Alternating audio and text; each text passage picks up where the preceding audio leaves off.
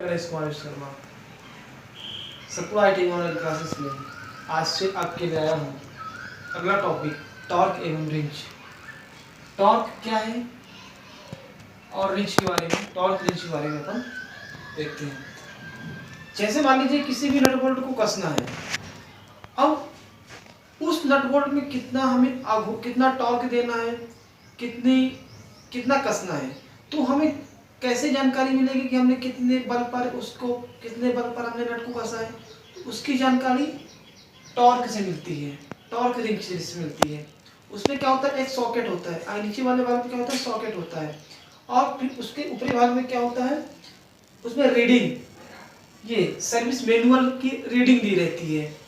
हमें जैसे मान लीजिए इस नट को कसना है, तो टॉर्क को क्या करेंगे, उस टॉर्क के जो सॉकेट होता है, सॉकेट को नट में फंसा देते हैं, और उसके हैंडल पे क्या रहता है, एक सर्विस मैनुअल रहता है, उसमें रीडिंग दी रहती है कि हमने कितने बल पर उसको कसा। ठीक है ना। तो क्या कहलाता है, टॉर्क रिंच कहलाता है। जैसे मान लीजिए क्या है कि 20 सेंटीमीटर की क्या होती है, एक रॉड होती है। टॉर्क क्या होती है, 20 सेंटीमीटर की एक रॉड होती है। अब उसको कितने बल पर हमें कस रहे हैं, उस नट को हम कितने बल पर कस रहे हैं, तो हमें कैसे जानकारी मिलेगी, आघूर्ण दिया, कितना टॉर्क उत्पन्न किया। तो 20 सेंटीमीटर का क्या है आपका रॉड है, और 5 किलोग्राम का क्या है, भार लग रहा है। तो टोटल कितना है, 5 दूनी 10, तो हमने कितना टॉर्क उत्पन्न किया, 100 किलोग्राम सेंटीमीटर टॉर्क उत्पन्न किया। यह हमें दर्शाता है। टॉर्क यह बताता है कि नट बोल्ट को कितनी पावर से टाइट किया जाता है। टॉर्क क्या बताता है, टॉर्क हमें यह बताता है कि हमने नट बोल्ट को कितनी पावर से हमने उस नट बोल्ट को टाइट किया। टॉर्क नट में उत्पन्न टेंसाइल व ट्विस्ट को बताता है। नट क्या बताता है, टॉर्क क्या बताता है, टॉर्क यह बताता है कि नट में उत्पन्न टेंसाइल तनाव और ट्विस्ट को दर्शाता है कि मतलब उसको कितने पावर से हमने इसको कसा। टॉर्क की क्या जानकारी मिलती है, टॉर्क से हमें यह जानकारी मिलती है कि हमने बोल्ट को कितनी पावर से कसा, तो हमें कितना बल आघूर्ण उत्पन्न हुआ। टॉर्क क्या बताता है, टॉर्क यह बताता है। प्रत्येक नट बोल्ट को एक निश्चित टॉर्क पर कसा जाता है। प्रत्येक नट बोल्ट को एक निश्चित टॉर्क पर कसा जाता है। मतलब जैसे मान लीजिए हमें क्या करना है, ये इसको कसना है। अब हमें क्या, ये ढीला है, इसको क्या करते हैं, ये मार्कर क्या है, अब हमें इस मार्कर को कितने टॉर्क से कसना है, तो हमें क्या करेंगे, इसको कसेंगे। अभी कम आघूर्ण लग रहा है, कम लग रहा है। अब ये नहीं कस रहा है, तो मतलब हमें एक निश्चित टॉर्क पर कसा जाता है। अब इसको अधिक कसेंगे तो क्या हो जाएगी, इसकी चूड़ी खराब हो जाएगी या टॉर्क खराब हो जाएगा। तो हमें टॉर्क क्या बताता है, प्रत्येक नट बोल्ट को एक निश्चित टॉर्क पर कसा जाता है।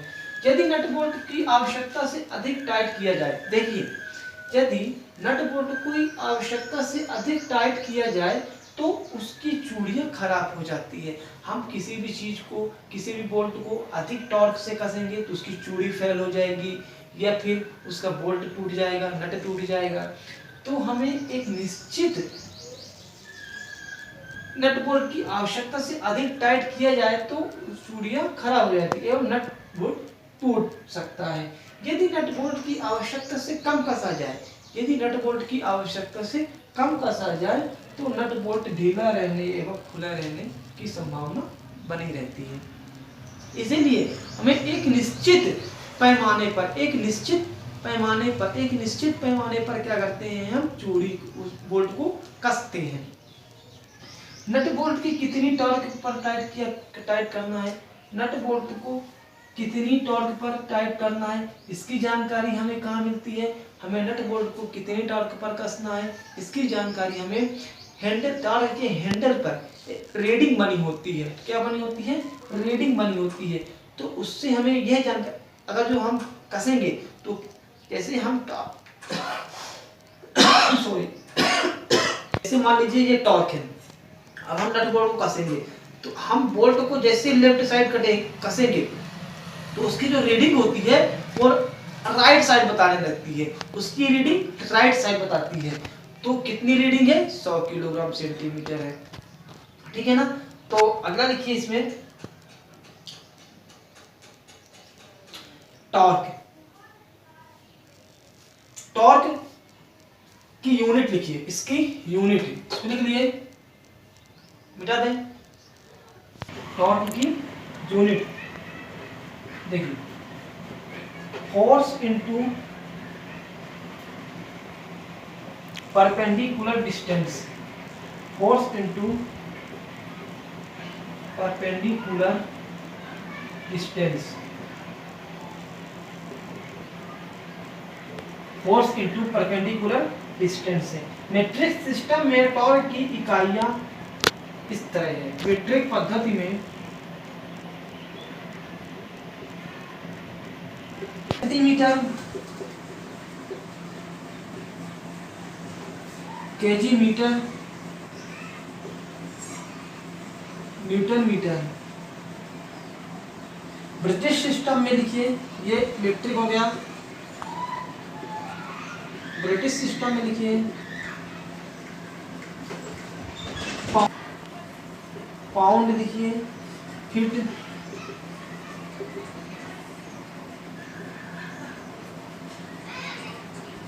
Pound feet, pound inch.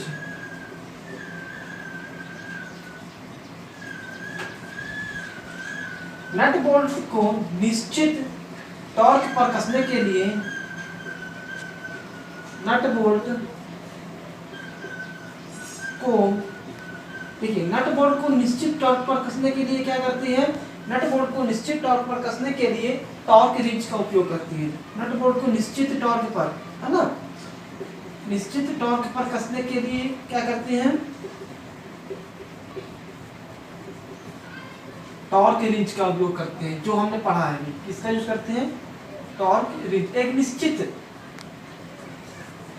Torque पर कसने के लिए किसका यूज करेंगे, टॉर्क रिंच का यूज करते हैं, ठीक है ना। नट बोल्ट को निश्चित टॉर्क पर कसने के लिए इसका यूज करते हैं। नट बोल्ट को कसते समय उत्पन्न पृष्ठ एवं टेंसाइल को मेजर करते हैं। नट बोल्ट को कसते समय, नट बोल्ट को कसते समय उत्पन्न पृष्ठ को, पृष्ठ एवं टेंसाइल को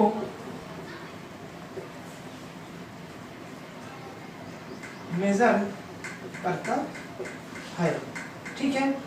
अब टॉर्क रिंच के प्रकार, टॉर्क रिंच कई प्रकार के होते हैं, जैसे आपका हो गया quick torque wrench, beam torque wrench, और कई प्रकार के रिंच होते हैं।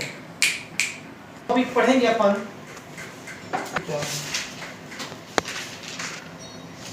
अगला टॉपिक पढ़ेंगे अपन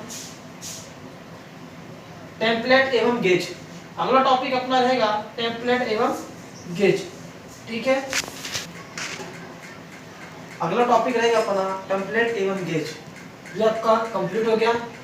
इसकी आप इसके क्वेश्चन पेपर आप लोगों के व्हाट्सएप पे ग्रुप, जो हमारे ग्रुप सप्लाई ग्रुप है, उसमें आप लोग को भेज दिया गया है। इसको पढ़िए, पार्ट 12 तक पढ़िए और उसके क्वेश्चन करिए, ठीक है ना। और चैनल को लाइक एंड सब्सक्राइब करिए। अगला टॉपिक रहेगा अपना, अगला यूनिट रहेगा, चैप्टर रहेगा 4 चैप्टर टेम्पलेट एवं गेज। धन्यवाद।